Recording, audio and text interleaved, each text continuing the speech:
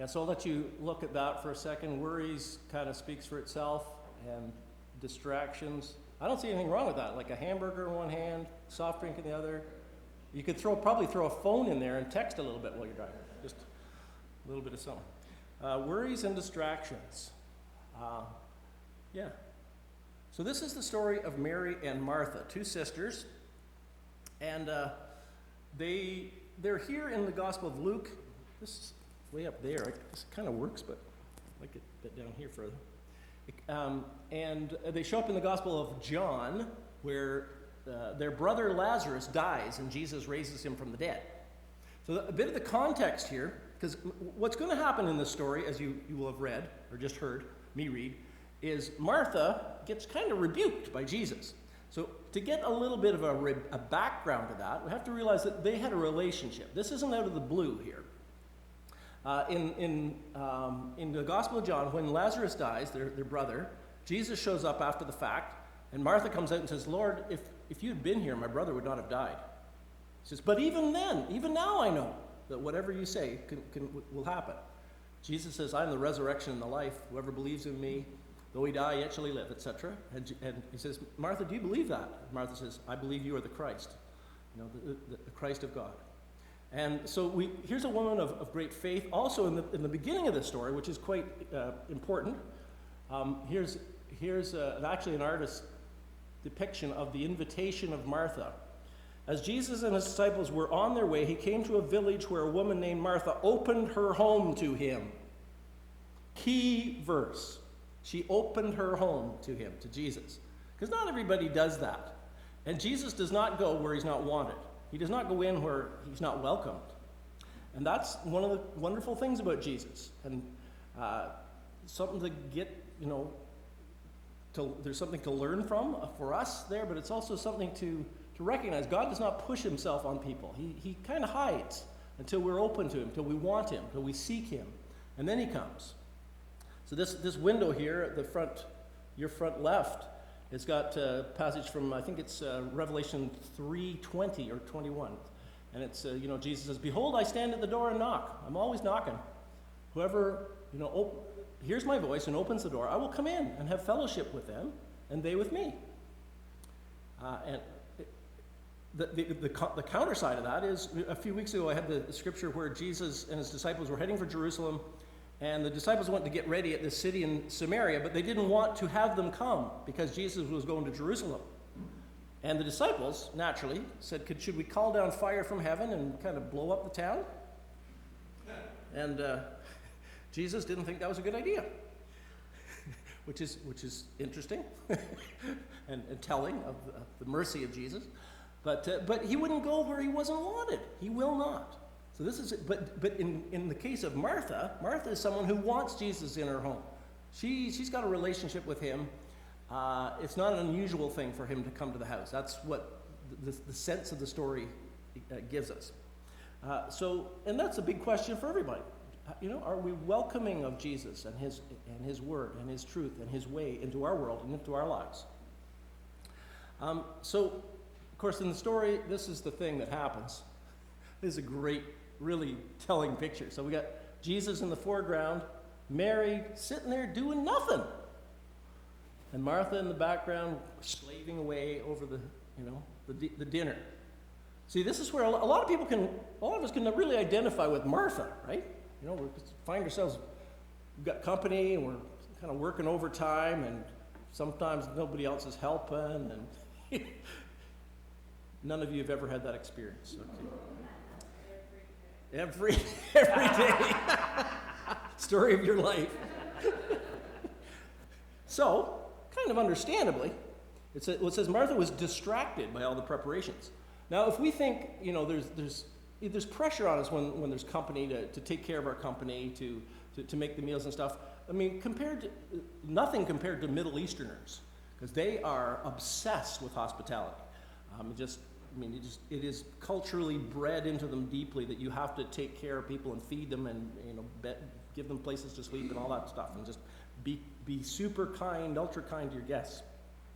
So this doesn't just fly in our face when we read this little story. It flew in their face when it happened. It was a shocking thing, what Jesus does and what Jesus says.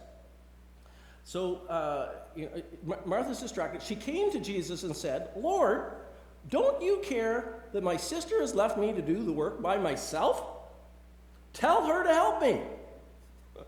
You can sort of hear her maybe saying those things.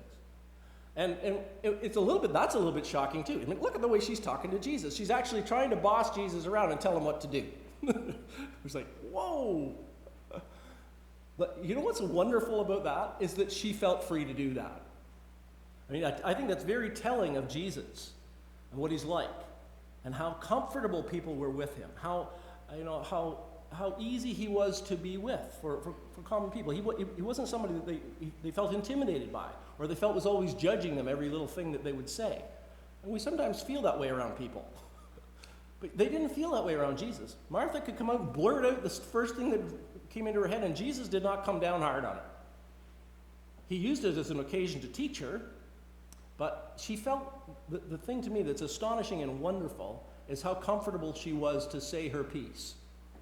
And she did do it. And that's the way Jesus is with us. He gives us all kinds of room to find our way along, to work it through at our pace, to say the things we need to say, and he's just infinitely patient with us, which is, to me, one of the amazing things of Jesus. So what was Martha feeling like? What was Martha going through her mind? She's a little bit grumpy. I'm thinking, there's Martha right there.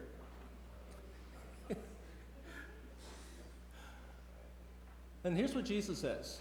"Martha, Martha," the Lord answered, "you are worried and upset about many things, but few things are needed, or indeed only one." In fact, it doesn't say, in the original, it doesn't say few things are needed, or only. It doesn't say this, few things are needed, or only one. This is a kind of interpretation. It just says, one thing is needful, one thing is necessary. And Mary has chosen what is better, and it will not be taken away from her. So I thought we'd think a little bit about the psychology, because this is something that every last one of us has to deal with. It's a huge thing in all of our lives, and that's the subject of worry. Right? I thought that pretty much sums it up. What if? We spend a lot of time on what ifs, things that might happen, and that we're afraid might happen, and how can we prevent them from happening, that kind of stuff. Even the dogs pick up on the anxiety. Did you notice that? Yeah. So it has to do with this. There's this huge area of things that we're concerned about. Locally, universally, globally, however you want to look at it. Things that we're concerned about. However, we only have like a little bit of influence over those things. Right? And this is not necessarily scientifically to scale, by the way. Okay? That influence circle might be actually quite a bit smaller than that compared to the things that we're worried about and concerned about. But on top of that, influence is one thing, but then there's control.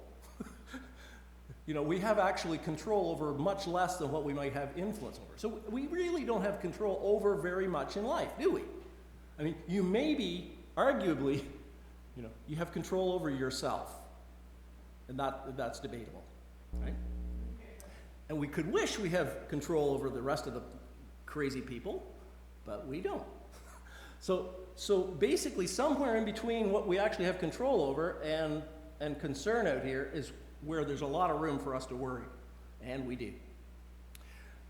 So all of us are struggling with this on a daily basis. So Jesus is right pertinent to something that's happening in your life today, possibly at this very moment. A survey of 2,000 Britons, those are people from England apparently, in 2015, the research revealed we spend on average 1 hour and 50 minutes a day fretting, amounting to 12 hours and 53 minutes a week, or 4 years and 11 months across the average adult lifetime of 64 years. Hokey dang. That's a lot of worrying. Right?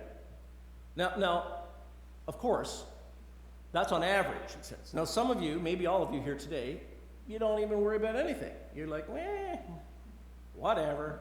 You're like, Hakuna Matata. What's that? Hakuna Matata. Means no worries for the rest of your days. We're just like, well, I'm not worried about anything. And then there's others that are just like, 2 hours a day doesn't even begin to touch it. It's like half the night, and so there's this kind of, there's these extremes. But the average, apparently, in England at least, and I feel like England's a fairly laid-back country. No? Well, I haven't been, so I can't say. What do you think? Even the English aren't telling me. Okay. And then on top of that, 85% of the things we worry about never happen. Ain't it the truth? Right? So I thought we're going to shortcut something. Let's pretend this is some kind of a seminar and I'm the facilitator. And you know what you do in your facilitator is you get a flip chart and then you get people to brainstorm and you write down all their answers, right? So if I were to say to you guys, what are things that people worry about? I'm not even going to do that. I'm just going to shortcut it and give you the flip chart. So, just run them down. These are big things. Money is a big thing that pretty much everybody worries about. Even the people that have money worry about money. They worry about whether they've got enough. They worry whether they'll be able to leave it to their next of kin or whether it's going to get eaten up by taxes. Will we have enough? Are we getting the best deal? Oh my goodness. Doesn't that drive you crazy? Trying to find a good price on a computer or a phone or a car or a house or whatever. And, we get worried about it. Should we get gas today? Can I afford a treat? They go from the sublime to the ridiculous here. But health, of course, big, huge. And I suppose as we get older, it's more of a concern, isn't it? Like, am I going to be okay? Am I going to live? Do I have something? Sometimes just some weird things happen in your body. You think, is this a sign that, something really awful is going on in my body? And then you start worrying. So you got to get it checked out. And, we've got things like diabetes and heart and cancer, and who knows what could happen. Keeps the doctors in business. Safety. Safety is a great concern. Like, will we be safe if we do something? Will our kids be safe if they do something? But all the phobias really are about safety. Acrophobia, that's what the fear of heights. If I climb there, will I fall off and die? Agoraphobia, if I go out there, will I, lose my mind because I'm out in the field? What's another one? Anybody got any more phobias? Oh, arachnophobia. If I see a spider, will I die instantly? No. We're worried. And relationships, of course, huge weighs on our mind, right? Am I ever going to get back together with whoever? Friend, son, daughter, grandson, grandparent, uncle, aunt, neighbor. When we get wounds and we get broken relationships, that can really weigh on our mind. And we worry about it. What people will think. There's a big one, eh? No, it doesn't even faze. You don't even care. Well, Sue, you're on the one end of the extreme there. You don't care what anybody thinks. Other of us, I'm like, oh, will my sermon bomb today? Will the music be bad today? What will people think? What will they think about what I'm wearing? What will they think about my earrings? Look handsome here. Well, thank you so much. Now, I care less than I used to, but some things we get pretty worried about. What will people think? Lost articles, you worry about that. When you lose your keys, your cell phone, your wallet, your purse, your earring, your diamond out of your ring. Oh my goodness, that'd be fretful. Now, all these things are kind of personal things but there's also these things kind of more globally that may be weighing on us too. Right? If we care about the world around us, that can be quite a cause for worry because there's huge problems around us. Poverty is one of them. Injustice. Leslie and I were talking last week about a couple weeks ago about the southern border of the states where these Mexican or Middle American kids from Middle America, they're kind of jailed down there in horrible conditions and nobody seems to be doing anything about it. Just like, it's enraging and worrying. Violence. We had 2 murders in this town, this county within 3 weeks. There's violence. Environment, global warming, pollution, all that kind of stuff. We're hearing about it all the time. Is anybody doing anything productive about it? Raising kids. Back in the day, we didn't worry about having kids. We just had a lot and hoped for the best. Nowadays, people know too much. There's so many things that can go wrong, and have I done enough, and should they be in skating, and should they be in poetry lessons, and piano lessons, and ballet lessons, and all this stuff. And am I cheating my kids if I don't do all this? So there's expressions, there's helicoptering. Well, in our day, it was free range, right? Free range parenting. And now there's a kind of a move towards, they call it helicopter parenting, where you kind of hover around the child all the time. So, and partly just because people know way too much, way more than we used to, about everything. Or they think they do. Technology, don't get me started. Lots of worries. Am I going to get a virus? Do I have to throw my phone in the lake because it's driving me crazy? And then what am I going to do? To all this, Jesus says this: one thing is necessary. He says to Martha, whoa, that's pretty potent. One thing is necessary. It seems ridiculous, because there's a whole lot of things that are necessary. We know that. What's he saying? Now, he doesn't actually say what that thing is, but he does say this. He says, Mary has chosen what is better. And Mary does this. She sat at the Lord's feet listening to what he said. I've mentioned before, to sit at someone's feet back in the day here just meant to be their pupil, to recognize their authority, that they are your teacher. You're submitted to their teaching and their path. And listening to what he said is key. He's just listening to the words of Jesus. What's he telling me? And opening her ears to hear. Now, to me, this is kind of symbolic of what the Christian life is about. It's about reordering our lives to be connected with God, who made us in the first place, who designed us to be connected with him and to live this life in relationship to him. That's being broken because of our sinfulness and our rebelliousness and our selfishness and our all the things that the Bible calls sin. And Jesus came to fix that through his death, through his blood. That is the only way. So through Jesus Christ, we are reconnected with God. We are reconciled to God. And then things begin to get put in their proper place. Because all the stuff that concerns us, we can't deal with it. And it wasn't ours to deal with in the first place. God is the sovereign one. God is the powerful one. And so if we are able to have a relationship with him to the extent that we trust that that's the case, then we'll have peace. And we'll have peace. And Mary was practicing that. She was putting her focus on Jesus, who reconciles her to God and brings truth and light and grace and forgiveness and mercy into her life. Then things get ordered the way they're supposed to be. We were never meant to deal with all this stuff that concerns us. We're just to do our part, whatever that part might be. So it's kind of like, that's what it's like till we get our lives ordered by getting our attention on Jesus, putting our trust in him, and receiving. We can't stop ourselves from worrying. You can't do it. Try. You'll worry about whether you've stopped worrying enough. So it's only by grace and the presence of God's Spirit in our hearts and lives that things get reordered, so that it's okay. Things are in their proper place. God's in charge. God's in control. I'm not. I'm not sovereign, but he is. Okay, so that's kind of what I see Jesus saying here and reminding Martha of, and reminding us of here today. A brief look at distractions, because it says that Martha was distracted by all the preparations. Look! Oh no, there's nothing over there. Distraction. Yeah. Forget it. And then there's squirrel. Remember Up, the movie Up? And so this thing here is this ingenious device that when he would bark or say something in dog, it would come out in English. And so it turned out this dog in this animated production. You should watch it if you've never seen it. It's quite hilarious.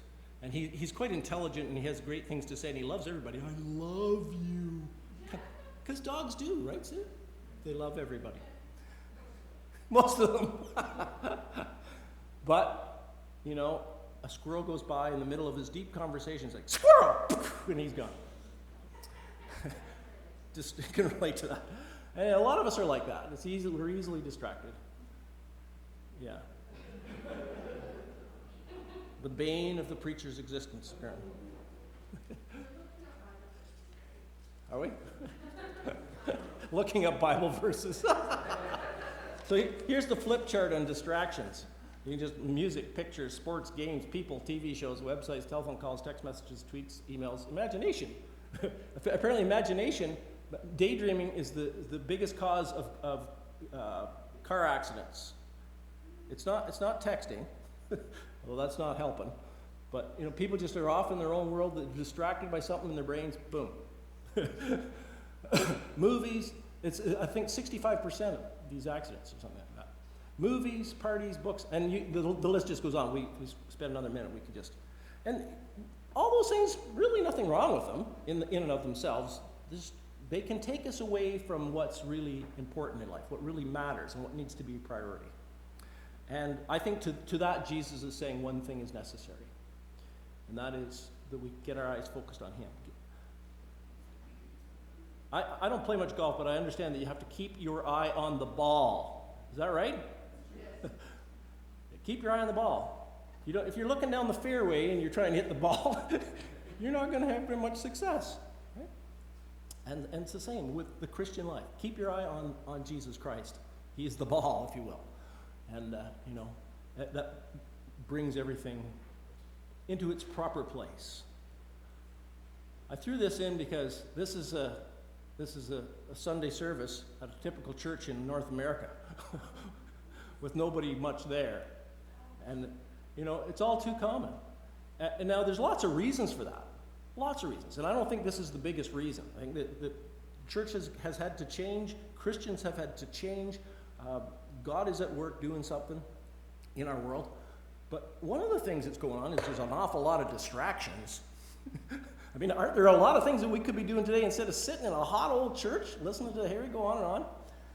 No? Okay. Well, thanks. But, you're here today. You've made a decision to do that. There's a certain sacrifice to that. And you've made a choice.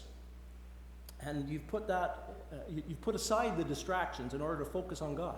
And it will help you. It will affect your life. It will impact your spirit. And God will bless you. But there's so many things around us that are pulling at people that we just already mentioned to take us far away, which is it is a danger.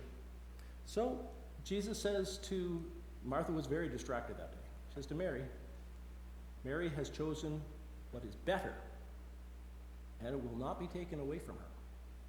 Let's pray.